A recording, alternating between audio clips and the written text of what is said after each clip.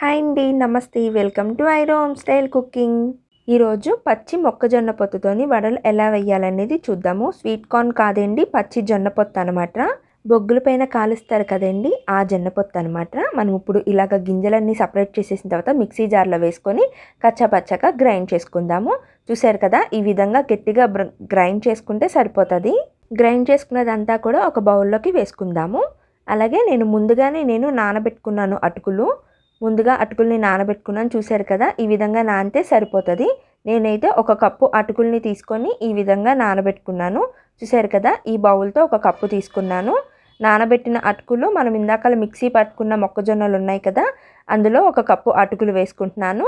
అలాగే ఉల్లిపాయలు వేసుకుంటున్నాను, పచ్చిమిరపకాయలు వేసుకుంటున్నాను, కరివేపాకు వేసుకుంటున్నాను, 1 టీ స్పూన్ జీలకర్ర, అలాగే రుచికి సరిపడ సాల్ట్, అల్లం వెల్లుల్లి పేస్టు అన్నీ వేసుకున్న తర్వాత ఒకసారి మొత్తం అంతా కూడా కలిసేలాగా బాగా కలుపుకుందాము.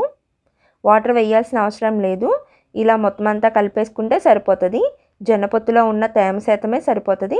నేను ఒక 2 స్పూన్లు వాటర్ వేసుకుంటున్నాను. మనకి వడ అవుతుందా లేదా అని చూసుకొని మీకు వాటర్ సరిపోకపోతే అప్పుడు వేసుకోండి, అసలు అవసరం లేదు. లైట్గా కొంచెం వేసుకుంటే సరిపోతుంది. చూసారు కదా, ఈ విధంగా వడ కింద మనకి రెడీ అయిపోతే మనకి పర్ఫెక్ట్గా రెడీ అయినట్టే. ఇప్పుడు డీప్ ఫ్రైకి ఆయిల్ పెట్టుకుంటున్నాము. ఆయిల్ బాగా హీట్ అయిన తర్వాత చూసారు కదా, వడని ఈ విధంగా చేసుకొని ఆయిల్లో వేసుకొని ఫ్రై చేసుకోవడమే. ముందుగా కొంచెం చేతిని తడుపుకున్నట్టయితే మనకి వడ ఈజీగా వస్తుంది అనమాట. చూసారు కదా, ఈ విధంగా వేసుకొని మంట మీడియం ఫ్లేమ్లోకి టర్న్ చేసుకొని ఒక్కొక్కటిగా వేసుకొని ఆయిల్లో ఫ్రై చేసుకుందాము. వేసిన వెంటనే కదపకోకుండా ఒక 2 నిమిషాలు ఫ్రై అయిన తర్వాత అటు ఇటు ఈవెన్గా ఫ్రై చేసుకుందాము. మనం ఇందులోకి ఎటువంటి పిండి వేయకోకుండా, అంటే బియ్యపిండి, శనగపిండి అలాంటిది ఏమీ వేయకోకుండా చేసుకుంటున్నాము.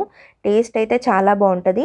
అటుకులు, జొన్నపొత్తు ఉంటుంది కాబట్టి హెల్త్కి అయితే చాలా మంచిది. డెఫినెట్గా ట్రై చేయండి. ఫ్రై అయిపోయినాయి కదా, ఇప్పుడు సర్వింగ్ బౌల్లోకి తీసేసుకుందాము. ఈ విధంగానే మిగిలిన జొన్నపొత్తు వడల్ని కూడా వేసుకొని సర్వింగ్ ప్లేట్లోకి తీసేసుకుందాము. అంతేనండి, సింపుల్గా ఈజీగా మొక్కజొన్న వడలు ఎలా వేయాలో చూశారు కదా. డెఫినెట్గా ట్రై చేసి చూడండి. మా వీడియోస్ నచ్చినట్టయితే లైక్ చేయండి, షేర్ చేయండి, సబ్స్క్రైబ్ చేయండి. Thanks for watching.